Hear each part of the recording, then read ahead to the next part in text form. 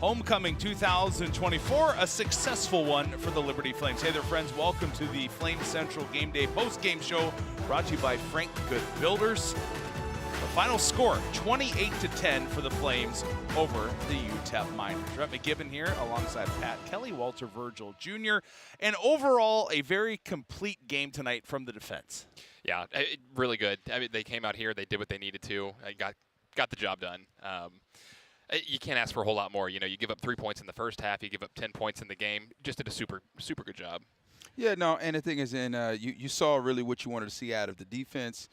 You really wanted to see a much stronger start by the offense. But other than that, I think there's a really good sense of moving forward and a lot of things to kind of work on. But for the most part, you're happy to walk away homecoming, not being the loser.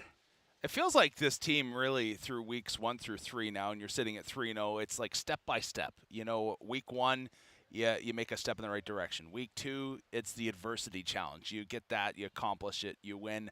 The game tonight was hopefully defensive consistency. You were able to accomplish that. Week 4, with ECU coming to town, I'm sure the Flames are hoping for offensive consistency.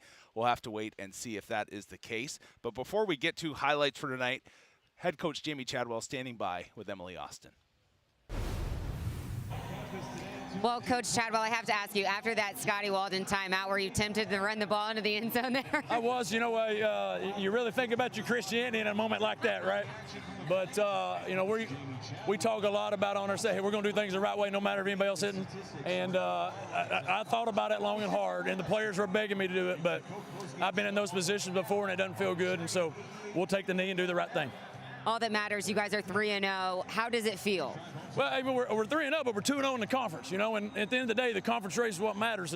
And so no matter what it looks like, no matter how ugly the baby is when it's born, it's your baby, and you love it. And it don't matter what anybody else thinks about it. And so we know right now we got a lot to clean up. I know that, but I think tonight we played hard. We played for 4 quarters, played Flames quarter. We played cleaner, way more better. The penalties were down, so we made progress. Now we just got to clean up some of the foolish stuff and handling ball and all that. So we'll get that done. But I'm pumped to be 3-0.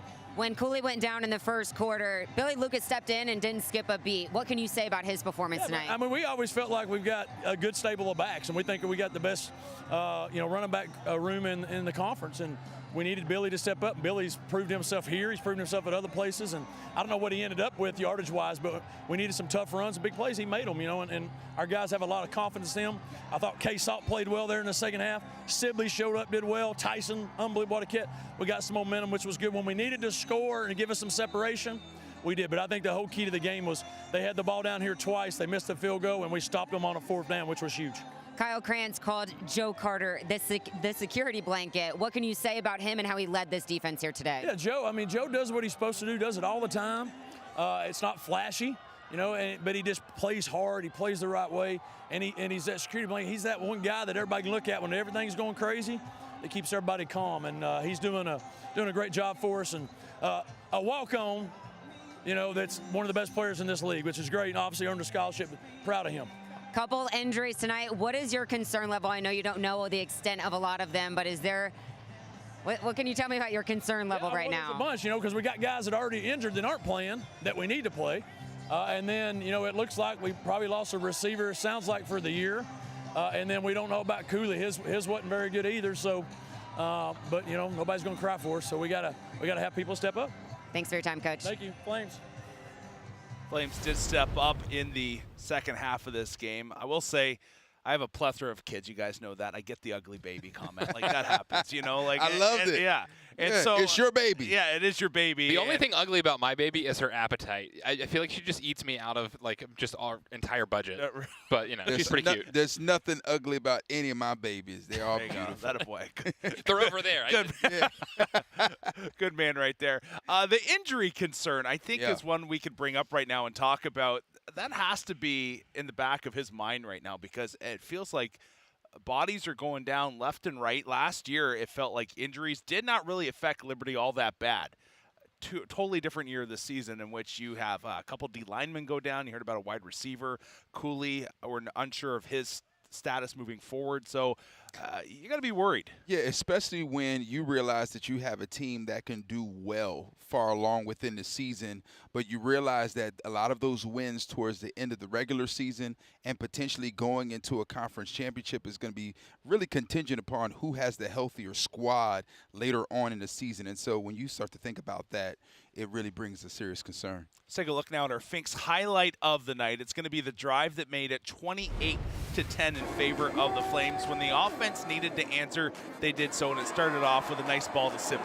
Yeah, I mean, between Sibley and Cooley, I mean, these are your just old faithful guys that keep showing up week in and week out. Just grinders. These guys make plays. When you need to play, get the ball in these guys' hands. Good carry there by Salter down the field. Terrific drive, really, to kind of put this thing away toward the end. We mentioned in the pregame show there needed to be another option for the Flames, and Mobley, great catch here. Should have had another one earlier on, but was held on to. Man, Walter, did you throw that ball? That thing was on point right there. Yeah, no, and that's really what you want to see. We were looking to see who's going to be the guy that's going to step up and really begin to kind of take responsibility for being the additional guy on the squad. So, yeah, it was good to see him come through. Here is our Haley's Appliance game stats. Take a look at the rushing yards. Liberty, more so than the fact that they had 187 without your bell cow for most of the game.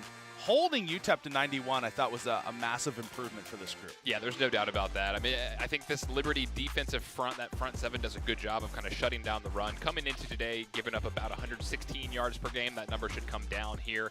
Impressive performance. To piggyback on the last thing we were talking about with the receivers, though, it was great to see Reese Smith step up as well. Yes. Getting the ball to some other guys, getting them some confidence as you roll into this ECU game next week. Yeah, no, and when you look at the stats, I'm going to be honest with you. We've been looking at the game, and it hasn't been as clean as we want to see it for a Liberty Flame team. But when you look back, you see 15 for 19 for 228 Caden Salters, and you look at some of these stats, you start to realize that, you know what, these guys are playing pretty decent football, but it really comes as a result of them coming in strong during the second half of the game. You want to see a little bit more of that momentum during the first half of the game. I would have been interested to see the third down conversion rate for Liberty going into the fourth quarter because it felt like it was abysmal. But in the fourth, they did a much better job of creating third and short, or third and manageable, you could say, and especially on that last drive. Yeah, you're right about that. Just from the fourth quarter standpoint, they went 2 for 3 on third down in the fourth. So certainly head and shoulders kind of above where they were going into the fourth quarter. Glad that they started to get some things going. Good to see that they were dumping the ball out, getting it, like we said, to Mobley for the back shoulder touchdown, to Reese Smith. Glad they kind of turned it on in that last quarter. 150 yards of offense in the fourth quarter, which was pretty tremendous. Well, we did mention that it is Homecoming 2024. We want to give a shout out to Mark Roberts, alumnus of the year, graduating with the class of 1979. Great to see him here attending the game.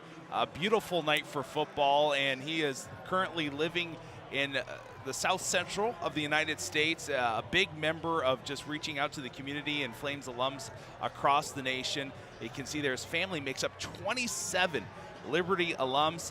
There's also been an anonymous alumnus that has said, hey, let's do a matching deal here. I will match up to $25,000 for this homecoming. Scan the QR code if you would like to donate and be a part of that terrific homecoming event here at LU this weekend. All right, as we continue on with this game, we mentioned that the defense was superb. They got the ball rolling, and Pick City was back. I know Lynchburg is Hill City, but I think it needs to be nicknamed Pick City after leading the nation in picks a year ago. They got going again this game. Yeah, and that's exactly what we want to see. You want to see these guys, first of all, there was great pressure being put on the quarterback. We saw a greater increase of that, but then we saw right there that exchange. You want to see these guys hungry for the ball. When it's up in the air, they believe it belongs to them, and we're really excited to see these guys getting it going and bring the excitement to the house. Rickson Bodnar with the picks. There probably should have been another one. In my opinion, I'll say it because this is on the home team stream, I thought that was a little bit of a ticky-tack call, roughing the passer, but nonetheless, just great pressure by the Flames all night long. Yeah, Rhett, the biggest thing that I'm seeing about this is when you get guys around the football, good things happen. And that's exactly what's happening here. Ball pops loose, you got a bunch of guys there that can hop on it. Same thing in terms of the intercepting the pass. When you've got multiple guys converging on the ball, you give yourself a chance to take it away. And there's something else that happens when you get a turnover like that. Momentum from the team as well as when you're home, it gets the Yes. crowd into it, and it also does something in deflating your opponent. And so you can never underestimate the power of what an interception can do to the tempo of a game. A big part of the defense tonight was T.J. Bush Jr. Spoke to him on the pregame show. We We did. talked to him live, so We there did. can never be any You chose question him. marks. Yeah, You chose him. Thank you. There can never be any question marks about, hey, is it going to rattle anybody? No, because he came out and played tonight. Huge factor, a sack and a half, but also had 2 pass deflections. Maybe, can you count it 3? This is a weird play where early on in the game, Locklear throws it to his right, and then Bush swats it away, and then it goes right back to Locklear. I don't believe that counted as a deflection, but he was all over. Did an excellent job in coverage when needed. Yeah, he really did. Bending off the edge. Dude was super fun to watch. You see the play right there where defensive coordinator does have something a little bit different, having that DN drop into the flat, able to knock that thing down. Huge swing in the game.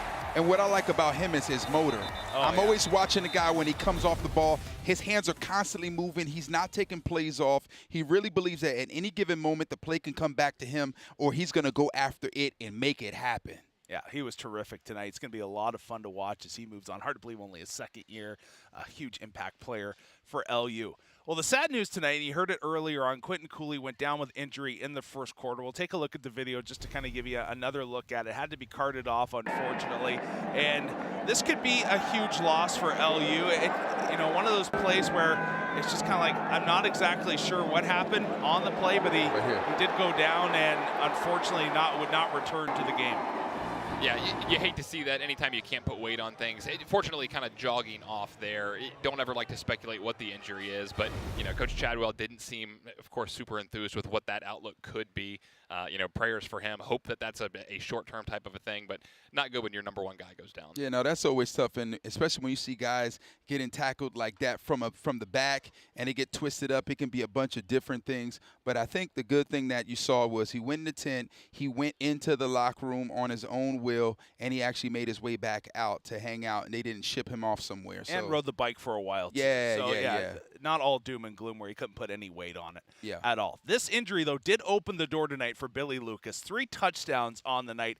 He was absolutely terrific. 21 carries, 104 yards for him. He was wheeling and dealing throughout the evening. Yeah, Joe Yock loves to call him Billy Cool Hand That's Lucas. right. We need to maybe change it to Billy Hat Trick Lucas. I mean, dialing it up in the red zone there. Really impressed with his performance. It's like, hey, our number 1 guy goes down, plug in our next guy.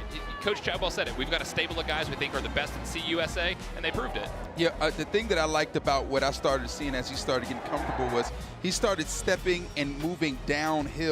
He's been doing a lot of tap dancing for the past couple of weeks, and I was really kind of concerned about that. But today his confidence went up when he realized the team was behind him, and he made the right moves, made the right reads, and we see 3 touchdowns up. This guy can really carry the load. Yeah, a special night for him, and he is standing by with Emily Austin. Quentin Cooley, who, right? We got Billy Lucas show here tonight. 3 touchdowns, more than 100 yards on the ground. First of all, what were your thoughts when Quentin Cooley did go down? What was your mindset going into the game, knowing that you would probably be carrying a lot of the load? Honestly, my first mindset was, just worried about Cooley. That's our brother, especially in the RB room. Hate to see him go down. Like, that's arguably our best player. So first thing, just trying to see if he's okay. Then after that, once you know he's good, just knowing that you got to come in and pick up the slack, because that's a big part of our offense. So it's just next man up, be ready for your time, and just know your assignment and go in there and do what you got to do. How were you guys able to get in a better rhythm offensively in the second half? Really just execution. They're a good team, but I felt like a lot of it wasn't them stopping us. It was a lot of poor execution on our part, penalties, missing assignment, just one little assignment to set us back. So I think once we clean that up, that's what was the difference in the second half. When you guys have so much success last season, especially on the offensive side of the ball, how do you not look back at that and just focus on this year and just continuing to grow week in and week out? Yeah, it's a new season, it's a new team, it comes with new struggles, new stuff like that. So really just knowing that whatever happened last year don't matter. You try to be where our feet are and, try to just grow every week and just get better every week. Because we're a new team and we got new goals and new things we're trying to achieve. For you personally, how good does it feel to have a game like tonight? Oh, man, it felt great, awesome, man. I can help my team get the win. The whole time in the game, I was just trying to tell myself, just focus on the win, Don't think about your stats, nothing that you got. Just focus on trying to help the team win. So me being able to be a big part of that tonight really felt good. Coach Chadwell was saying that a lot of guys were asking him to run the ball in the end zone there at the end. Were you one of them? Do you want to run it in for the fourth of the night? Yeah, I definitely want to run in for the fourth for sure. But I get it. You know, we classy, man. Coach Chadwell, he had class act, so you know we had to nail it. But I definitely wanted that fourth touchdown, and everybody else wanted it too. I knew it. Sure. I could see it. Billy Lucas, great game tonight. Thanks so much for your time. All right, thank you. Yep, appreciate it. Thank you, guys. Well, this class act will now turn their attention ahead to the upcoming schedule, brought to you by Lynchburg Regional Airport and Tourism. Next on the docket, a week from tonight at 6 p.m. And make sure you check us out 5 p.m. on the Flame Central Game Day pregame show. I will throw that in there. Is ECU, and they had a nail-biter loss tonight to App State. Yeah, through a late interception, it looked like they were going to have a chance to win that game. App State ended up getting that win. Then you see here on the schedule for September 28th in Boone, North Carolina. We'll go down there and Liberty App State. That's going to be a good one. That one has been on everyone's calendar for a long time. I've heard that is already sold out, so it'll be quite the environment. FIU next coming into Lynchburg. That is the October game starting to hit some midweek action. And then Liberty heading on down to Kennesaw State. Yeah, we'll be in the Atlanta area. That is not App State, Kennesaw State, similar colors, don't be confused. And then Jacksonville State coming into Lynchburg as well on October 30th. A fun road ahead, still a lot of quality opponents to go, a long way to go for the Flames. However, they are 3-0 homecoming weekend 2024. Flames able to get it done again by a score of 28-10. We'll be back with you next week. Flame Central Game Day pregame show airing at 5 p.m. on Liberty Athletics social media. Catch us on X, YouTube TV. We know there's a lot of questions out there. We're seeing your comments. We're hoping to get to that next week. So fire some away. Fire some away. It'll be a lot of fun. For Walter and Pat, I'm Brent McGibbon. Thank you for tuning in. Have a great night. God bless.